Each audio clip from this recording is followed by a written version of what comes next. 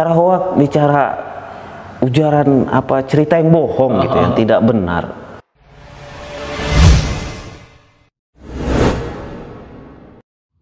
Assalamualaikum warahmatullahi wabarakatuh. Apa kabar teman-teman? Semoga dalam keadaan sehat selalu. Terima kasih Anda sudah berkenan mampir di channel ini. Dan pada kesempatan kali ini kita akan berbincang-bincang dengan Ketua PWI Kota Jambi, Bang Henry Nursal. Apa kabar Bang? Alhamdulillah baik-baik saja. Iya, ini Bang lagi kesibukan apa nih? Di tengah-tengah kita lagi sibuk-sibuk pandemi ini, masih aktif kita menerbitkan berita nih Bang? Wah, tentu. Jadi apapun itu kita harus tetap produktif dong, tetap produktif. Terutama rekan-rekan media, terutama ya. Rekan-rekan media itu tidak boleh berhenti, tidak boleh terhenti, tidak hanya diam saja. Memberikan informasi yang terbaik kepada masyarakat itu tentu. Karena pandemi belum selesai, belum usai. Tapi dengan satu catatan, protokol tetap dijaga. Kita harus tetap waspada gitu kan, tetap waspada, tidak bisa tidak waspada.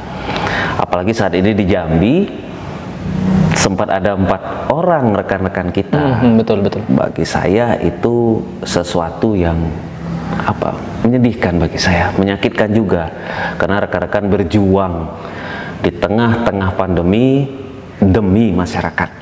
Nah, itu satu kunci sebenarnya yang harusnya kita pegang sama-sama gitu ya. Walaupun tidak semuanya diterima dengan baik, gitu. Betul. Hasil produksi atau karya rekan-rekan itu terkadang juga ditanggapi dengan negatif, dianggap ya itu hoak gitu ya. Ya, saya sempat melihat Bang Henry ini juga meluapkan sedikit semacam kekesalan terkait berita yang ditayangkan. Ada juga kritik-kritikan sentilan-sentilan netizen itu Bang ya. Iya. Mungkin emosi dalam tanda kutip ya, emosi yang masih ada kadarnya. Karena saya berpikir mungkin netizen tidak mengetahui itu, atau mungkin juga netizen menganggap semua itu hanya rekayasa. Ketidaktahuan netizen itu yang saya hargai. Saya hargai itu, sangat saya hargai. Walaupun rasanya saya sedikit terpukul ya, kata-kata hoak itu terpukul sekali bagi saya, karena saya yakin dibilang hoak ya beritanya ya, sempat dibilang hoak gitu kan. Bicara hoak, bicara ujaran cerita yang bohong gitu, yang tidak benar. Ini bukan masalah cerita bohong, bukan 1, 2, 3 netizen ya, banyak.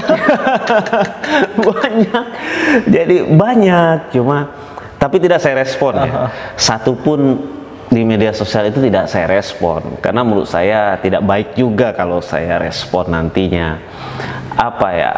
Data dari sumber yang benar, itu yang selalu saya pegang. Data dari sumber yang benar.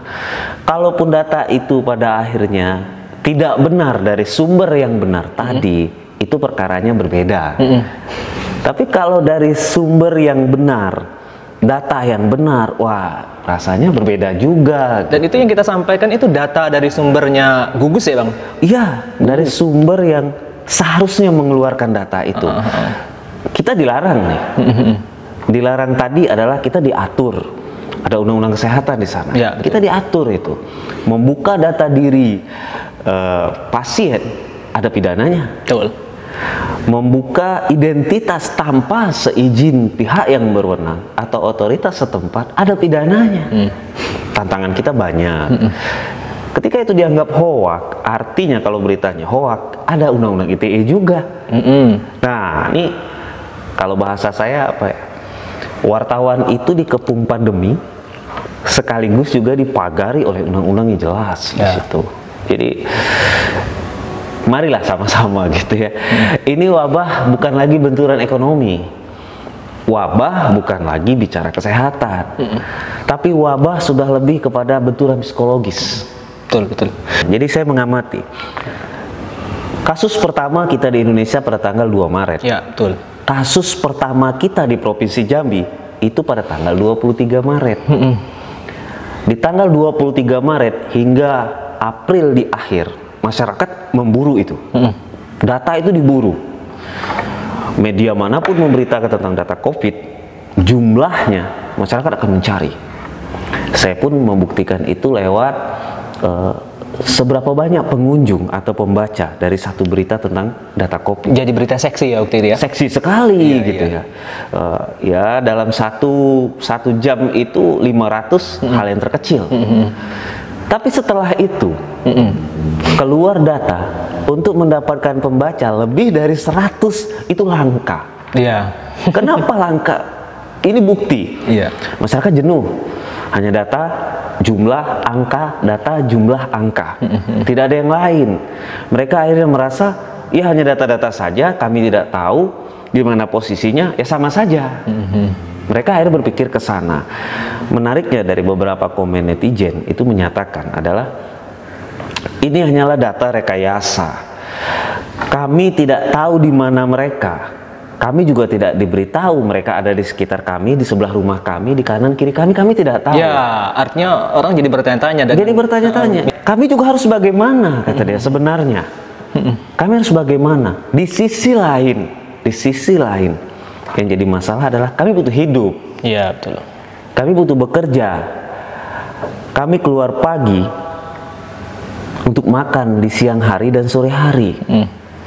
Besok pagi kami lagi kembali pergi bekerja untuk makan siang hari dan sore hari. Kalau kami tidak keluar kerja di pagi hari, artinya kami tidak makan di siang dan sore hari.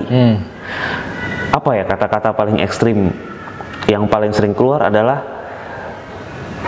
mati kelaparan lebih menakutkan dibandingkan mati COVID katanya.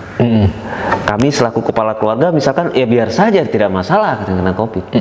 Tapi keluarga kami tidak mati kelaparan. Padahal ketika dia pulang membawa COVID juga bermasalah kan. Iya, juga berpotensi ya. Berpotensi kontak erat lebih cepat. Lebih cepat terkenanya. Cuman di sini mungkin kita dibutuhkan kesadaran bersama. Betul. Kita sadar bersama. Ya kita tetap bekerja. Tetap bekerja, apa salahnya? Tetap bekerja. Apalagi pemerintah sudah memberikan tatanan kehidupan baru dengan new normalnya. Tidak ada larangan lagi toh. Boleh bekerja, tapi kan ada catatan-catatan yang harus kita patuhi. Karena aturan tetap aturan. Ya, perundang-undangan tetap perundang-undangan. Apapun itu, kita selaku warga negara ya harus mengikuti itu. Karena kita warga negara. Ya, betul. Kecuali kita tidak berada dalam satu warga negara. Ya, saat ini juga suku anak dalam yang ada di Jambi juga diatur oleh aturan kan, karena dia juga warga negara. Jadi tidak ada kita harus menghindar dari aturan itu atau membangkang aturan itu, sementara aturan itu jelas-jelas untuk kebaikan kita, untuk kebaikan kita pribadi, keluarga kita, tetangga kita, lingkungan kita, kota kita, provinsi kita, bahkan negara kita gitu. Nah, karena bicara COVID tidak lagi hanya terpatok di satu tempat saja kan, sudah dunia betul, global ya kan, global mengalami itu.